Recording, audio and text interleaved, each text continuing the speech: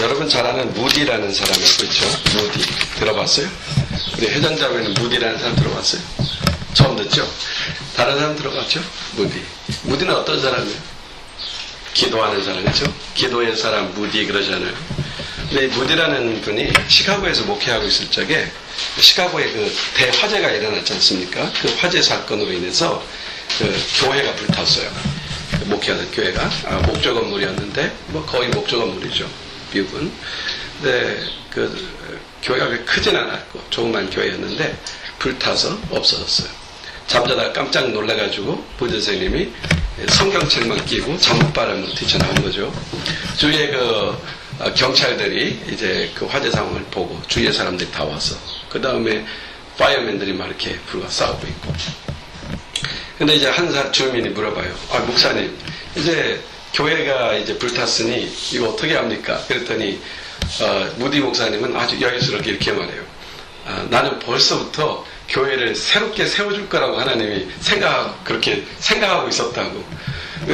그러니까 사람들이 아니 그 목사님은 지금 교회가 지금 다 타버리고 목사님 그 사택도 다 타버리고 이제 잠옷바람으로 있는 이거 모습 그대로인데 어떻게 교회를 건축한다는 말입니까? 그랬더니 무디 목사님 아주 유명한 말 하죠.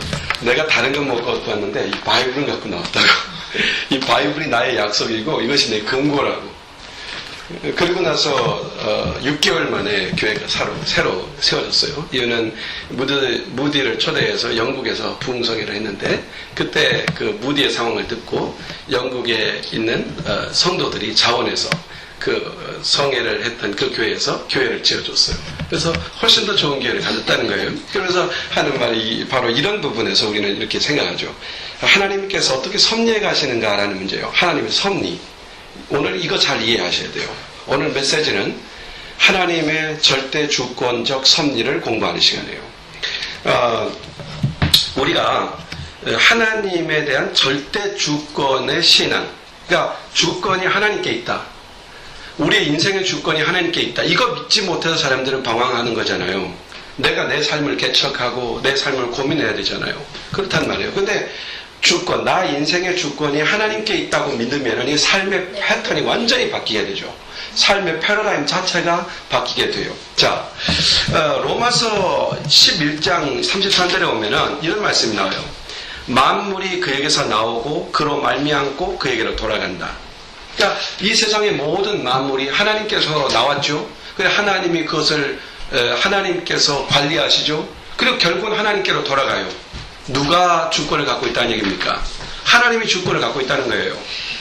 저와 여러분이 어떤 사람은 우리 작은 애는 뭐 14년, 5년 그리고 여기 30년, 40년 다 주님이 이렇게 우리를 살아왔잖아요.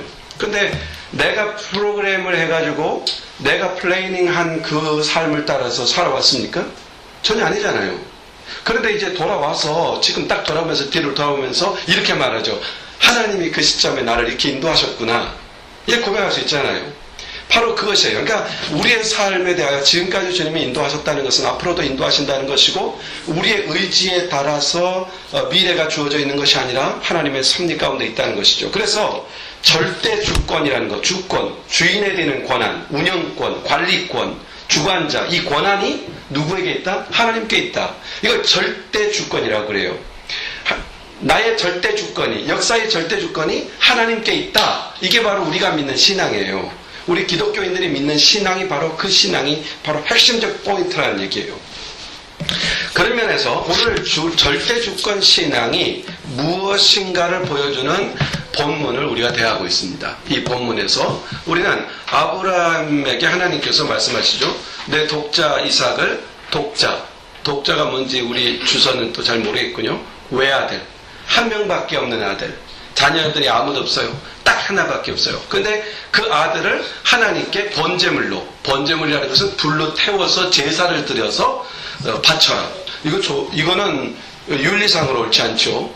이것은 흰놈의 골짜기라는 곳에서 이방 교도들이 행하던 아주 나쁜 습관인 것 같아요.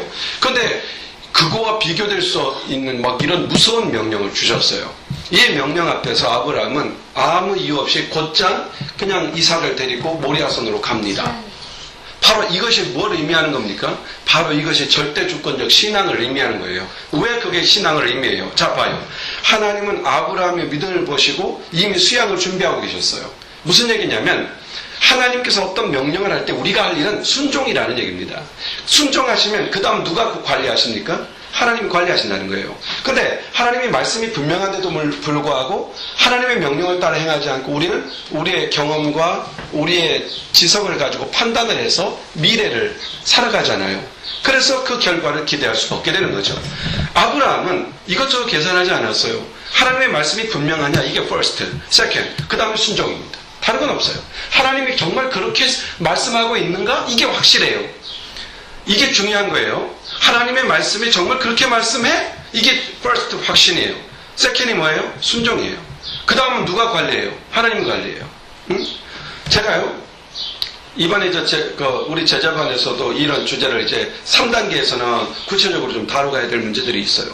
정말 그건 여러분이 치열한 전투를 해야 될 부분이고, 이제는 여기 3단계에 와서는 여러분을 봐주질 않아요. 그냥 그때는 정말 중요한 단원이기 때문이죠. 정말 아브라함에게 이렇게 말씀하죠. 이삭을 바쳐라. 정말 이것은 이성적으로 맞지도 않고 이해될 수도 없는 일이에요. 근데 아브라함은 뭘 버렸어요? 자기의 이성과 생각을 버렸어요. 자, 요즘 세상은 어떻게 말해요? 네 생각이 옳다? 네 생각을 중심으로 살아라? 너 자신이 중심이 되어야 한다? 너의 경험을 소중히 여겨라? 이렇게 말하잖아요. 이 세상 모든 사람이 다 경험을 따라 살고요. 자기 지식을 따라 살아가요. 성공하나요? 다 불행하잖아요. 그건 사실이잖아요. 이 세상 살아온 사람들 다 물어보세요. 행복하냐? 다 불행하다고 그래요. 이번에 이건희 회장이 쓰러졌잖아요. 일어나지 못하고 있잖아요. 그가 가진 수십조 원의 재산들은 다 어디로 갈까요? 그것이 그를 살려내나요? 아무치도 못해요. 이제 그는 마지막을 남겨놨어요. 그의 영혼은 어디로 갈까요? 그의 미래는 뭘까요? 그 많은 재산이 무슨 의미가 있겠어요? 중요한 것은 이거예요. 우리가 가장 중요한 것은 그가 뭘 말씀하셨는가, 하나님이 나를 향한 뜻이 무엇인가를 발견하는 게 first예요. 그 다음부터 우리가 할 일은 그냥 순종하면 돼요. 그러면 그가 그 일을 행하세요. 그게 섭리라고 하는 거예요. 그게 주권이라고 하는 것을 주님께 맡긴 사람이에요. 이게 크리스찬이에요. 히브리서 11장 17절에 아브라함은 시험을 받을 때 믿음으로 이삭을 드렸으니 저는 약속을 받은 자로 돼 그 독생자를 드렸느니라. 그러니까 히브리서 기자가 아브라함을 평가하면서 그냥 간단하게 이래요. 그는 말씀대로 그냥 드렸더라. 이거예요. 그리고 하나님이 그의 인생을 책임져 갔다는 얘기예요. 이 말씀에서 우리는 하나님의 절대 주권적 신앙이 뭘까? 사실은 이거 대단히 중요한 주제예요. 우리 개혁주의, 개혁신학에서 가장 중요한 단어를 거론하라면요. 코람데오, 하나님 앞에서예요. 그러면 하나님 앞에서 살아간다는 뜻이 뭘까요? 그가 주인이며, 그가 왕이며, 그가 명령자이며, 우리는 그에게 순종하는 사람이다. 이게 바로 신앙의 베이직이라는 얘기예요. 그게 기독교 신앙이에요. 그래서 우리는 하나님의 말씀 앞에 서고 그 말씀이 뭐라는 걸 보고 순종하는 거. 그렇지 않은 심플해요, 삶이. 바로 그게 신앙의 삶이죠. 자, 그렇다면 하나님의 이런 절대 주권적 신앙이라는 것은 도대체 무엇일까? 다 오늘 검토할 수는 없죠. 그러나 핵심, 포인트 3가지만 한번 정리해보자는 거예요. 우리 생활에 구체적으로 적용할 수 있는, 하나님을 만나고 하나님을 경험할 수 있는 그 3가지를 한번 보고 다음 주에는 우리가 간증할 수 있길 바라요. 첫 번째는 하나님이 나의 절대 주권자이시다라는 신앙을 가진 첫 번째 마음에 새겨야 될 게 뭡니까? 그 신앙이라는 것은 하나님의 주인이시다 이거예요. 아주 심플하죠? 하나님이 주인이시다. 이거요. 하나님이 주인이십니다라고 말하는 것은 쉬워요. 그러나 진짜 하나님을 주인으로 모시는 것은 어려운 문제예요. 여러분 세가족모임 공부할 적에 그 신앙이 제자업 트레이닝을 마친 그 신앙과 똑같다고 했죠. 내용이. 이건 뭐예요? 경험되지 않은 신앙이고 이건 경험된 신앙이잖아요. 차원이 다르죠. 보는 것도 다르죠. 이미 살아가는 삶의 환경은 똑같은데 삶의 패러다임이 완전히 전환된 거죠. 자, 그렇습니다. 그러니까 여기서 중요한 것은 하나님 절대 신앙, 내가 하나님이 나의 주인이시며 그가 절대 주권자이다라고 할 때 가장 먼저 마음속에 새겨야 될 건 하나님이 주인이다예요. 하나님이 주인이다. 그런데 자꾸만 자기가 주인 행세하려고 하잖아요. 그러면 그만큼 잃어버리는 거예요. 실제로. 그 그런데 바로 그것을 놓친다는 얘기죠, 우리가. 오늘 2절에 보면 그런 말이에요. 참 중요한 표현입니다. 하나님이 아브라함에게 하시는 말씀 뭐라고 하나 봐요? 잘 들어요. 내 아들, 내가 사랑하는 독자 이삭라고 말해요. 마치 지금 아브라함이 누구라고 생각했냐면, 아브라함은 내 아들, 내 독자, 내 이삭, 이렇게 생각하고 있었던 거예요. 그것을 지금 우리 하나님께서 의도적으로 표현하고 있는 거예요. 내 아들, 네가 그렇게 알고 있는 그 내 아들, 네 독자, 소유권이 누구에게 있어요? 아브라함에게. 그걸 나에게 줘 라고 말하는 거예요. 그 소유권이 누군데? 라고 말해요. 소유권이 누군데? 제가 우리 아들을 정말 아들을 낳고 기뻤죠. 그런데 생각을 했어요. 야, 나에게 이제 아들이 있구나. 이 아들을 잘 키우면 나는 먹고 살 수 있어. 열심히 잘 키워야겠다. 뭐 이런 심리는 아니지만, 그러나 아들이 있다는 게 너무, 그래서 내 아들, 내 소유. 그래서 다른 사람들보다 더 탁월한 경험들을 갖고 훌륭한 아이로 키워야겠다고 생각을 했어요. 그리고 18살이 되고 19살이 되던 어느 날 이렇게 말했어요, 저한테. 아버지, 이제 아버지가 하라는 대로만 꼭 해야 된다고 생각하지 않아요. 이제는 나는 내가 옳다는 걸 하고 살 거예요 라고 하더니 완전히 독립을 해버렸어요. 지금 그렇잖아요. 우리가 생각하는 것처럼 내 것이 아니라는 거죠, 실제로. 그런데 착각하고 살아요. 내 것, 내 소유. 이거 아셔야 돼요. 사람도 하나님이 키우시는 것이고 하나님의 것입니다. 지금 아브라함의 맹점이 뭐냐면 100세 때 얻었던 그 아들이 너무 소중해요. 얼마나 소중할까요? 저는 여기서 이 얘기하면은 이 얘기를 듣는 우리 사회가 오해할까봐 이 대화를 제대로 하기가 힘들어요. 그런데 진짜로 셋째가 났을 때 이렇게 눈에 집어넣어도 안 아프다는 말이 정말 느껴져요. 남자들은 아이 셋을 낳아야 그제서 아버지가 된다고 하는 말이 이게 맞는 것 같아요. 정말 그래요. 그래서 진짜 이뻐요. 막 못된 짓 해도 예쁘고, 막 장난쳐도 예쁘고, 말 안 들어도 예쁘고, 그래서 혼낼 수가 없는 거죠. 근데 아브라함은 99살의 아이를 가졌어요. 얼마나 기가 막히겠어요, 마음속에. 네? 이 아이는 내 아이다라는 소유권이 얼마나 강렬했겠어요. 근데 우리 주님이 이렇게 말한 거죠. 그 아이는 네 아이가 아니야. 내 거야. 라고 지금 말씀하시는 거예요. 거기에 대해서 아브라함은 아무 말도 하지 않고 그대로 순종합니다. 깨달은 것이죠. 맞아. 하나님의 것이지. 이겁니다. 그러므로 우리가 절대 주권의 신앙을 갖는다고 할 때요. 내가 하나님을 믿는다고 할 때 이게 정말 중요한 것이죠. 내가 구원을 얻을 때 어떻게 믿어요? 예수 그리스도의 복음을 듣고 내 자신을 그리스도께 이양하는 거잖아요. 나는 그리스도의 것입니다 라는 것에서 구원이 시작되잖아요. 마찬가지로 우리 신앙의 삶 전부가 그거예요. 이제 내 자신을 주님께 드렸으면 내게 있는 것들을 주님께 드리는 작업들, 이게 신앙생활의 과정들이죠. 주님, 나는 드릴 수 있어요. 그런데 이거는 드릴 수 없어요. 이렇게 말하잖아요. 나는 드릴 수 있어요. 그런데 내 자녀는 드릴 수가 없어요.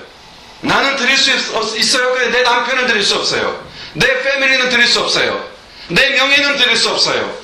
내 자존심은 드릴 수 없어요. 이렇게 되잖아요. 근데 주님은 그걸 하나씩 요구하신다는 것을 이것을 통해서 발견하는 것이죠. 신앙생활이라는 것은 전적으로 내 주권을 주님께 이양하는 작업들이에요. 그와 더불어 살아가는 것이죠. 시편 23편 1절, 24편 1절. 땅과 거기 충만한 것과 세계와 그 중에 거하는 자가 다 여호와의 것이다. 욥은 이렇게 고백하죠. 내가 모태에서 적신으로 나왔은즉 또한 적신으로 그리로 돌아갈지라. 주신 자도 여호와시요 취하신 자도 여호와시다. 그래서 명확하게 소유권에 대한 이양이 되는 사람, 이게 크리스천의 삶이에요. 사탄은요 절대 이거 용납 안 해요. 아니라고 말해요. 그리고 자꾸만 타협시켜요. 너의 것은 너의 것이야 라고 말해요. 그런데 쥐면 쥘수록 우리는 쥘 수가 없는 거예요. 이 세상에 돈 싫어하는 사람 있어요? 돈 있으면 막 구해갖고 더 많은 돈 갖고 싶어 하잖아요. 다 잃어버리잖아요. 쥐는 것이 얻는 것이 아니에요. 여러분이 삶을 정확하게 보세요. 주님 앞에 그냥 아주 쉬운 게 뭐냐면요, 건강하고 물질, 이 두 가지예요. 여러분이 하나님 앞에 정직하게 하나님 앞에 물질로 이만큼 헌신했으면요, 그 물질에 대해 주님은 책임지는 것을 내가 경험해요. 이건 아주 주님의 약속하신 내용이에요. 자, 봐요. 건강. 내가 주를 위하여 헌신된 만큼 하나님은 그 건강을 책임져 가세요. 이걸 믿으시라고요. 주님은 분명하게 그 부분에 대하여 우리에게 이렇게 말하세요. 거래해볼까? 이렇게 말씀하세요. 거래해볼까? 너희들이 증명해볼래? 라고 말해요. 어느 정도냐면 나를 시험해봐라 라고 또 주님 말씀하세요. 주제권에 대한 이양, 이것이 크리스찬이에요. 내가 분명히 하나님을 향하여 주님이 그랬는데 삶에서는 주님이 아니에요. 이건 이중인격이죠. 이런 사람을 싫어하죠. 우리도 싫어해요. 그런데 하나님은 우리의 내면을 보시니 얼마나 역겹겠어요. 여러분은 크리스찬입니까? 그리스도인이라고 하는 결단을 내렸고 그리스도인으로 살아가고 있습니까? 그렇다면 내 주권을 주님께 얼마나 이양하느냐의 문제, 이것이 상당히 중요해요. 그러므로 첫 번째, 하나님 중심의 삶을 산다고 여러분이 말하고 고백한다면 주인이 누구냐라는 문제를 정확하게 인정하는 거예요. 주님, 저의 주인은 주님이시며 하나님이시며 나의 가족도 주인은 주님이시며 나의 모든 소유가 주님의 것이며 나의 모든 관계된 모든 것의 주인은 당신이십니다. 여기서부터 주님의 섭리는 시작되는 겁니다. 이게 시작되지 않으면 다른 것은 다 정체되게 돼 있어요. 그래서 여러분 크리스천들 오래 신앙생활에서 보세요. 지식은 높아져 가는데 삶은 엉망이잖아요. 왜 그래요?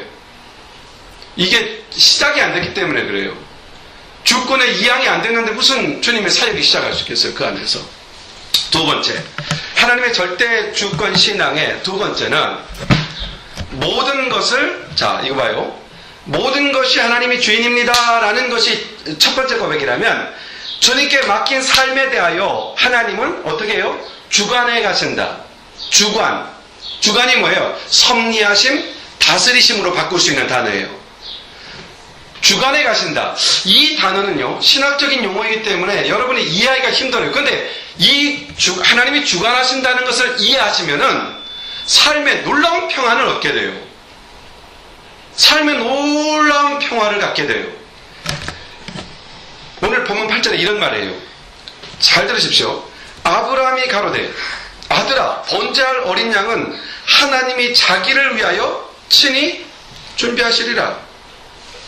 이게 섭리예요. 우리의 염려를 뛰어넘는 거잖아요. 자, 아이를 바치라고 했어요. 아브라함은 네 하고 그냥 모리아산으로 출발했어요. 왜 그랬어요? 아브라함은 이 믿음이 있었어요. 하나님이 주관하신다.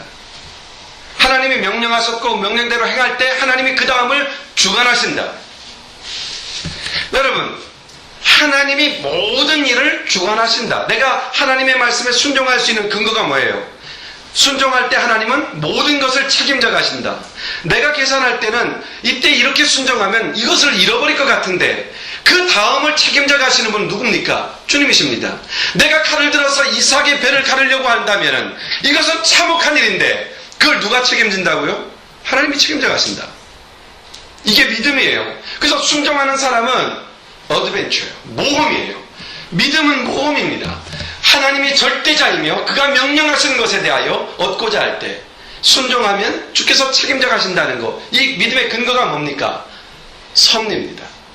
하나님이 주관하신다. 유명한 실화가 있어요. 물론 여러 가지 실화를 예를 들 수 있는데 여러분의 이해를 위해서 이걸 돕기 위해서 하는 얘기예요. 1942년도에 보스턴 레드삭스 야구죠. 그 사람들이요, 그렇게 신앙이 좋았대요. 코치로부터 모든 멤버들이 정말 독실한 신앙인이었대요. 근데 그 다음날 경기가 홀리크로스라고 하는 정말 약팀이래요. 거긴 뭐 모두가 공인하는 약팀이에요. 그래서 보스턴 레드삭스가 반드시 이길 것이 확실했어요.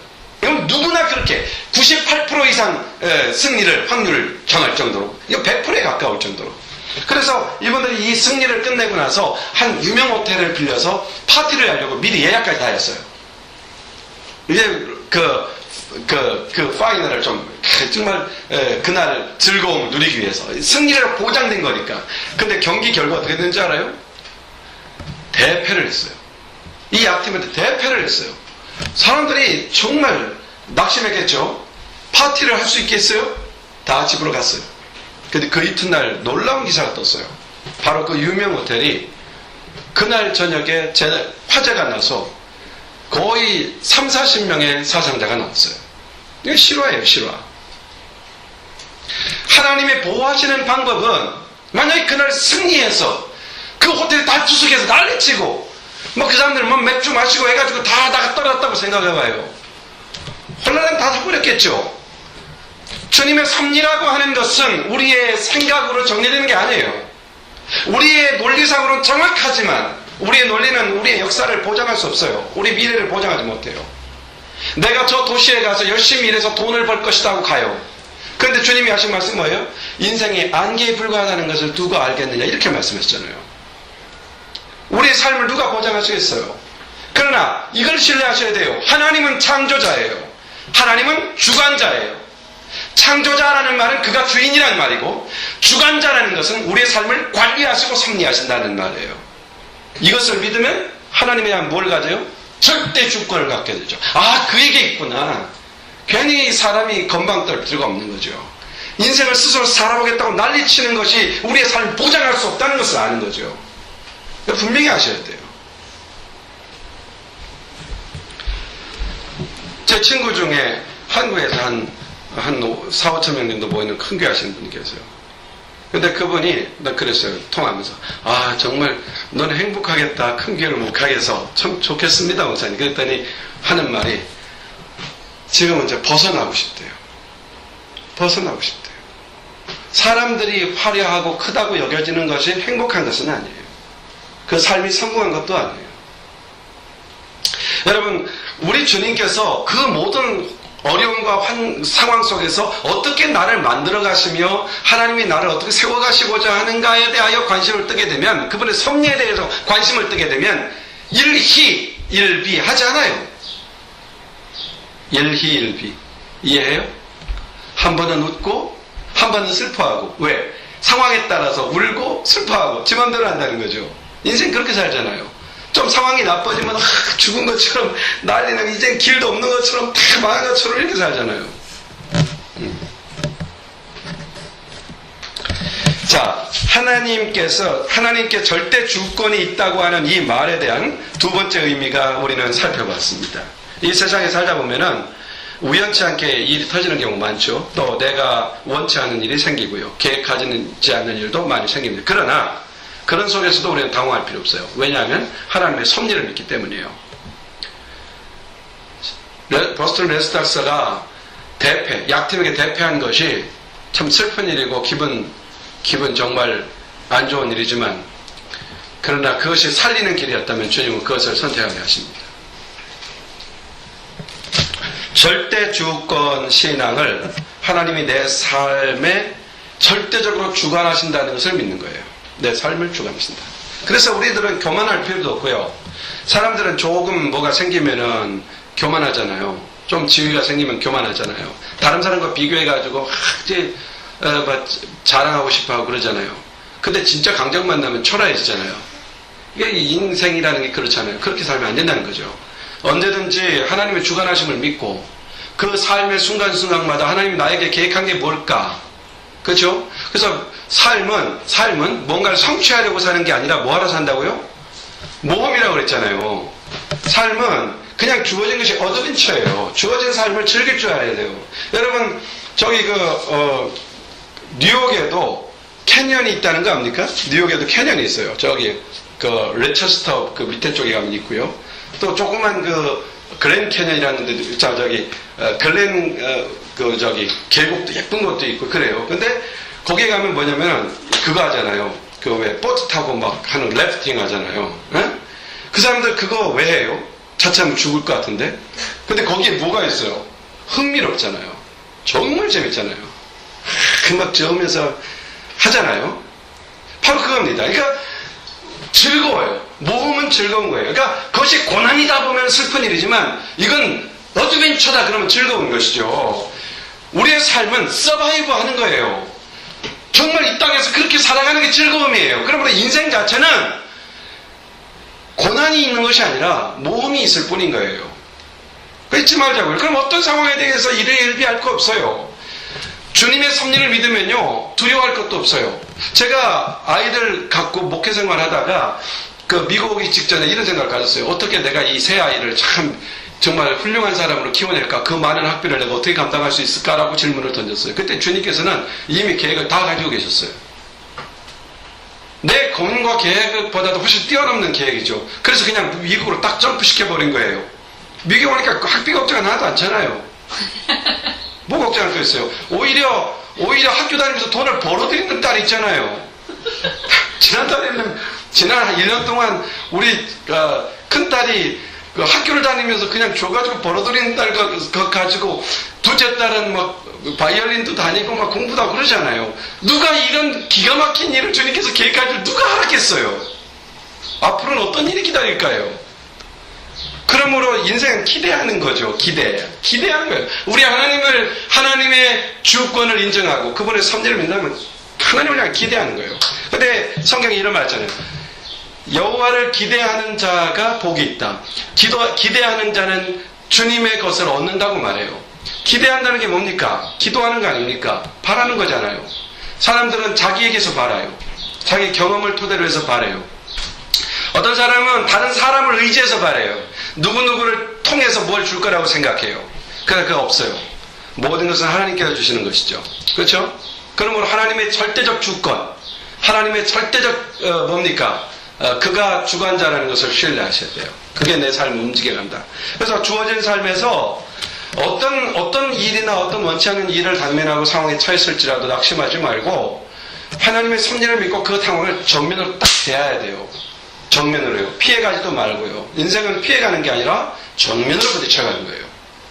어떤 것도 관계없어요. 하나님께서 그 일을 열어가세요. 단 하나님께서 하신다는 걸 신뢰하셔야 돼요. 하나님의 도움이 필요하다고 고백하셔야 돼요. 그리고 세 번째, 첫 번째가 뭐예요?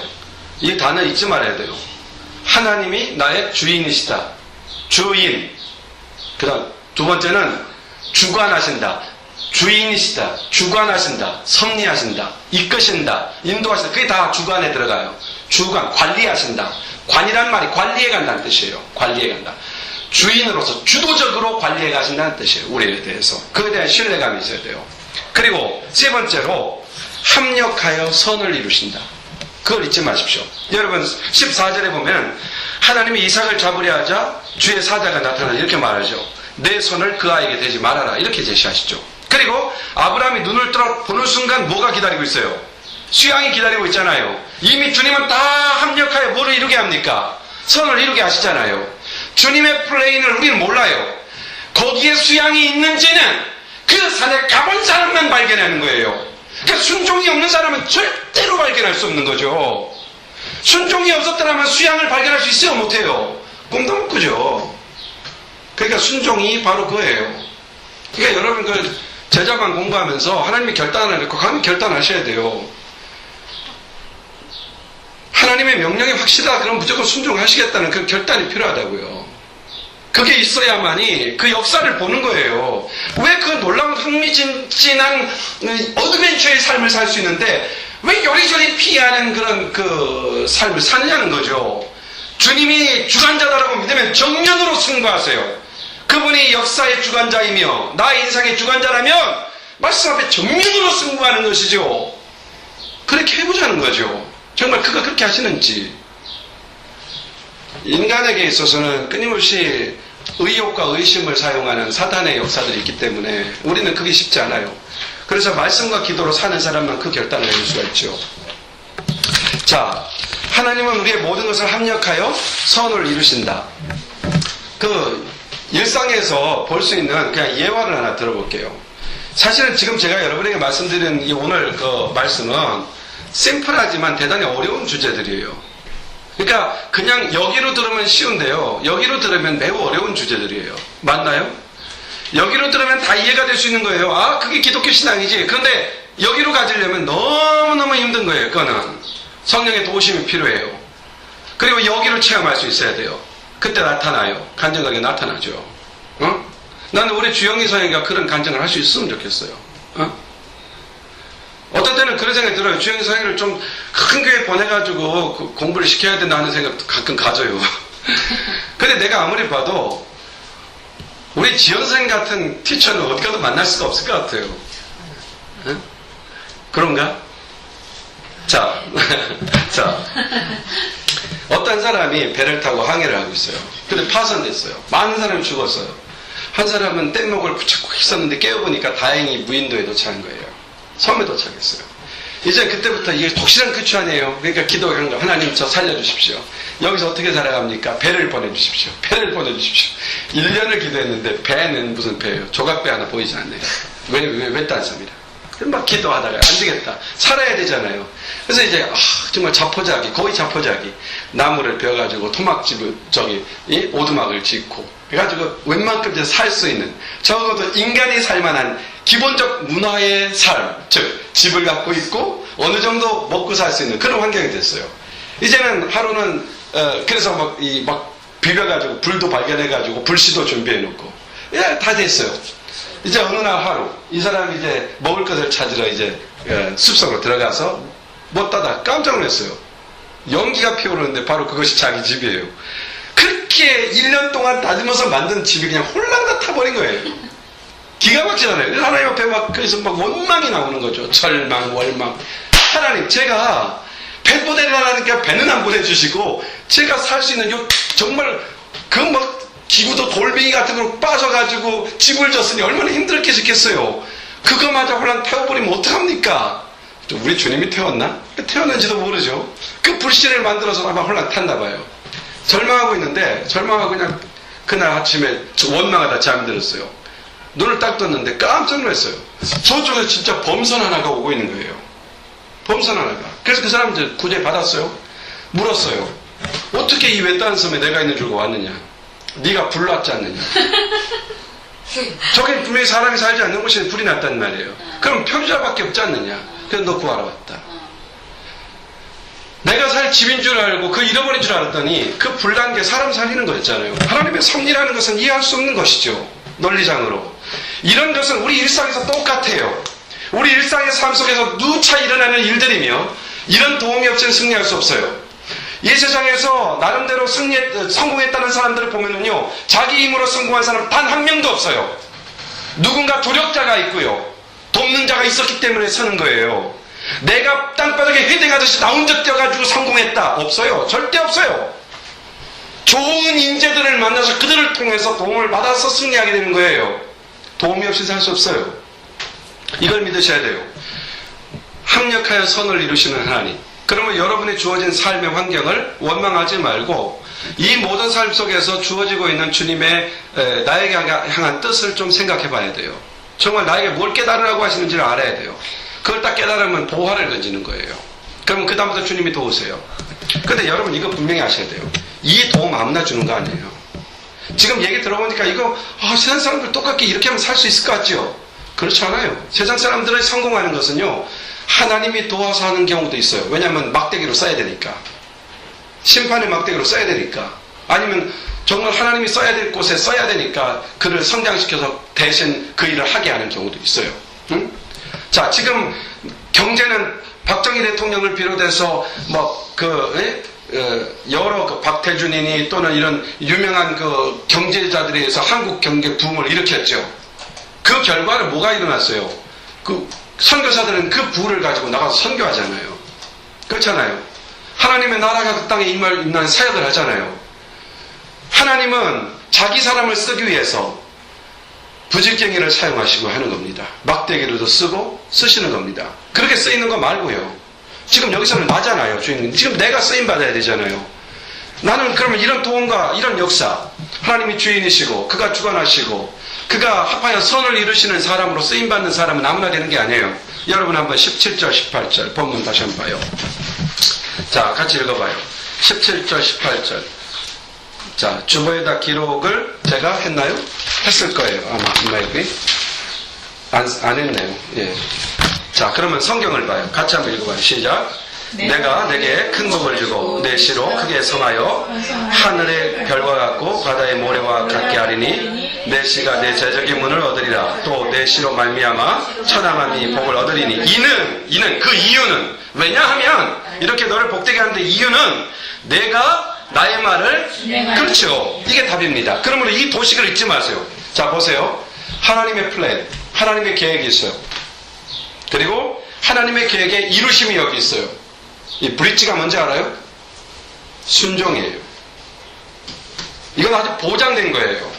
환경 상황이 어떻든 신경 쓰지 말고 그게 하나님이 나에게 준 플레이, 하나님의 계획이고 하나님 뜻이라면, 그 마음에 소원을 주사 이루게 하시는 계획이라면 하나님은 이루실 거예요. 그런데 반드시 그 이루시는데 순종이 없이는 난 이룰 수가 없다고 말하는 거예요. 순종까지가 주님의 플레인이에요. 이것을 놓쳐서는 안 된다는 얘기입니다. 그러므로 하나님을 사랑하고 하나님을 경배하며, 이게 순종이죠. 이런 사람에게 하나님은 복을 주신다. 이루심을 약속하고 있다는 것이죠. 아브라함은 하나님을 경배했습니다. 하나님을 온전히 섬겼습니다. 그분의 말씀에 대해 토를 달지 않았어요. 하나님 참 생각해보세요. 어떻게 아들을 주립니까? 이건 말도 안 돼요. 하나님은 비윤리적입니다. 윤리를 누가 만들었어요? 윤리의 기준이 누굽니까? 의의 기준이 누굽니까?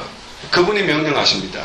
그러므로 하나님의 명령은 의고 불의고 없이 다 의가 되는 것입니다. 그런데 그분이 명령하세요. 거기에 대해서 토 달지 않아요. 그냥 yes. 그리고 순종합니다. 결과는 그는 더 이상 피력할 필요 없어요. 아브라함의 약속의 성취는 우리는 이미 알고 있어요. 오늘 말씀 결론을 정리합니다. 자, 주권을 하나님이 가지고 계신다. 주권의 하나님. 우리가 믿는 하나님이에요. 그 하나님이 주인이시다. 그가 주관하신다. 그리고 그는 합하여 선을 이루신다. 이걸 믿는다면 우리는 하나님의 나를 향한 계획을 이루시기까지, 거기에 브릿지가 뭐라고요? 순종하겠다. 이 마음 같다는 거예요. 여러분에게 이런 역사 있기를 바라고요. 또 이제 제자 훈련 하시는 분들에게 다시 한번 말씀을 드리는데요. 트레이닝 받을 때 매너리즘에 빠지면 안 돼요. 알았어요? 뒤를 돌아봐서도 안 돼요. 그러면은 침륜에 빠진다 그랬어요. 사단은 여러분의 그럴 수도 있어요. 그러므로 하나님께 대한 순종의 결정을 여러분 마음속에 굳건히 세우시고, 이거 놓쳐서는 큰일 난다고 생각하셔야 돼요. 물론요, 그거 놓친다고 해서 여러분 지옥 가거나 그러지 않아요. 그러나 이 땅에서 하나님이 이루시고자 하는 높은 수준의 사람, 높은 수준의 쓰임이 받는 사람이 되고자 하는 열망이 있어야 될 거 아니에요. 한마디로 세상적으로 얘기하면 성공해야 된다 이러잖아요, 세상 사람들은. 우리 크리스찬의 성공이 어디에 있어요? 다른 데 있지 아니하고 순종에 있다는 것을 다시 한번 보시고, 말씀이 그렇다면 힘들더라도 순종을 결단하고 행동으로 옮긴다면 거기에서 뭘 발견해요? 수양을 발견하게 될 거예요. 그런 역사들이 여러분에게 있기를 바랍니다. 기도하겠습니다. 하나님 아버지 감사합니다. 오늘 주일 예배를 드립니다. 우리 작은 모임에서 드리는 이 예배를 받으시고 우리가 기도할 때 하나님 그 기도 들으시고 응답해 주시는 하나님을 찬양합니다. 오늘은 하나님을 섬기는 자, 예수 그리스도를 믿고 따르는 자가 갖는 기본적 신앙, 즉 하나님의 절대 주권이 하나님께 있다는 것을 믿는 신앙, 이 신앙에 대하여 살폈습니다. 하나님은 우리 모든 사람, 모든 만물, 저 자신과 우리 모든 자신에 대한 주인이심을 압니다. 그 주인의 권한을 주님께 돌려드리고 인정할 수 있기를 원합니다. 주님께서 우리의 삶과 우리의 역사와 우리 개개인의 삶을 주관하신다는 것을 우리가 신뢰함으로써 평안을 누리기 원하며, 그리고 순종을 결단할 수 있기 원합니다. 그리고 모든 것을 합하여 선을 이루시는 분임을 알고 어려움과 고난이 닥쳤다 하여 낙심하는 것이 아니라 도리어 주님을 기대하고 바라는 사람이 되어서 하나님의 약속을 경험하는 그런 우리가 되기 원합니다. 하나님의 계획을 순종함으로 이루어지는 역사를 목격하는 사랑하는 우리 식구들이 다 되길 원합니다. 예수님의 이름으로 기도하옵나이다. 아멘. 우리 다 같이 자리에서 기립하셔서 하나님을 찬양합시다. 찬송가 78장 찬송.